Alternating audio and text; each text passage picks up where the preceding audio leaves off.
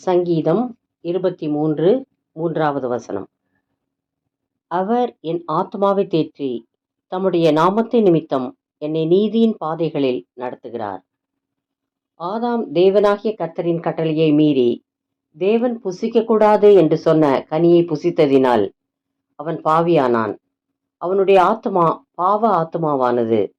பாவிகளாகிய தம் மக்களை மீட்கும்படி தேவனாகிய கர்த்தர் தம் ஒரே பேரான குமாரனாகிய இயேசுவை உலகிற்கு அனுப்பினார். இயேசு ஆத்துமாக்களை மீட்க வல்லமையுள்ளவர் என்பதை யாக்கோபு 1:21 வசனத்தில் காணலாம். ஆத்துமாவை பாவ நிவர்த்தி செய்வது இரத்தமே என்பதை லேவியராகமம் 17வது அதிகாரம் 11ஆம் வசனத்தில் காணலாம். இயேசு நம்மை பாவத்திலிருந்து மீட்கும்படி சிலுவையில் அறையப்பட்டு இரத்தம் சிந்தினார். அடக்கம் பண்ணப்பட்டு 3ஆம் நாளில் உயிர் தெழுந்தார். மேலும் அவர் நம் ஆத்துமாக்களை எல்லாவித இக்கட்டுகளிலிருந்தும் விடுவிப்பார். நம்மோடு இருந்து நம்மை தேற்றுவார். அவரே நம்மை நீதியின் பாதைகளில் நடத்துவார். பிரியமானவரே, நம்முடைய ஆத்துமாவை பாவத்திலிருந்து மீட்கிறவர் இயேசு மட்டுமே.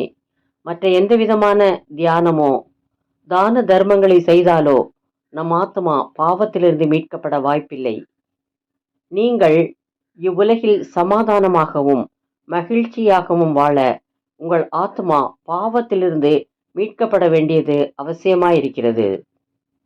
1 தெசலோனிக்கேயர் 5வது அதிகாரம் 23வது வசனம். சமாதானத்தின் தேவன் தாமே உங்களை முற்றிலும் பரிசுத்தமாக்குவாராக. உங்கள் ஆவி, ஆத்மா, சரீரம் முழுவதும் நம்முடைய கர்த்தராகிய இயேசு கிறிஸ்து வரும்போது குற்றமற்றதாய் இருக்கும்படி காக்கப்படுவதாக. 3 யோவான் 2வது வசனம். பிரியமானவனே, உன் ஆத்துமா வாழ்கிறது போல நீ எல்லாவற்றிலும் வாழ்ந்து சுகமாயிருக்கும்படி வேண்டுகிறேன்.